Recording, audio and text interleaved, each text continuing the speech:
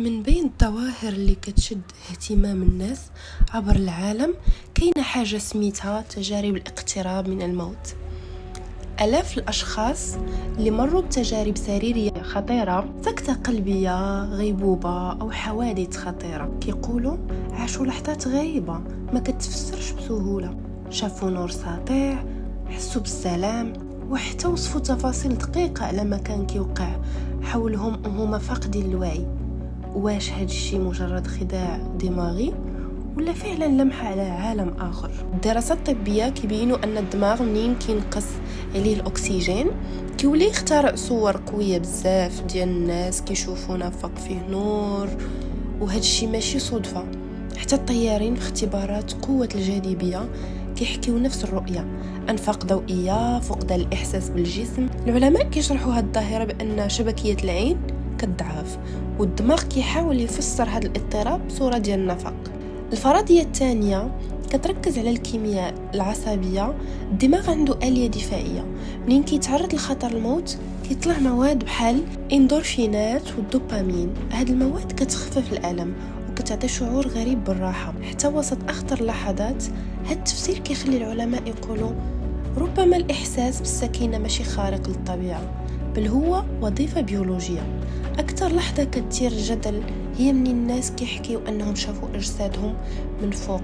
هنا العلماء داروا تجارب في سويسرا، حفظوا منطقة معينة في المخ سميتها المنطقة الصدغية الجدارية. هي جزء من الدماغ كاين في ملتقى الفص الصدغي والفص الجداري. هذه المنطقة عندها دور كبير في فهم الكلام واللغة، إحساس بالزمن والمكان، الإدراك البصري والسمعي، التعاطف مع الآخرين، وحتى بعض التجارب الغامضة بحال الخروج من الجسد. النتيجة الشخص بدا كيحس أنه كيتفرج على الجسم ديالو من الخارج. هادشي كيعني أن الخروج من الجسد ممكن يكون مجرد خطأ في الإدراك العصبي. في 2014 دارت دراسة مثيرة، بعض المرضى اللي قلوبهم توقفت تمكنوا يوصفوا تفاصيل دقيقة على ما كان كيدار في غرفة الإنعاش. واحد منهم وصف صوت الأجهزة الطبية بدقة رغم أنه كان سريريا ميت. هذا النوع من القصص كيخلي الموضوع مفتوح. واش الدماغ كيخزن ذكريات وهو متوقف تقريبا، ولا كاين شي وعي كيستمر خارج الجسد؟ اللي كيزيد الموضوع غموض هو أن هاد التجارب ماشي مرتبطة بثقافة أو دين واحد.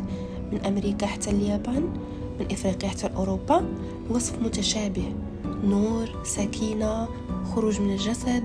بعض العلماء كيقولوا السبب هو أن الدماغ البشري عنده نفس التركيبة فكيعيش نفس الظواهر، ولكن بالنسبة للآخرين تشابه دليل على أن الناس كلهم كيتواصلوا مع شي حاجة واحدة وراء هذا العالم. إذا تجارب الاقتراب من الموت كتبقى مزيج بين العلم والسر، عندها تفسيرات بيولوجية مقنعة: نقص الأكسجين، إفراز مواد كيميائية، واضطرابات في الإدراك. لكن في المقابل كاين شهادات دقيقة مازال ما عندهاش جواب واضح. واش فعلا هاد اللحظات مجرد خدعة ديال الدماغ ولا نافذة صغيرة على ما بعد الحياة؟ موضوع باقي مفتوح للنقاش، كل تجربة كتخلي السؤال أكبر من الجواب.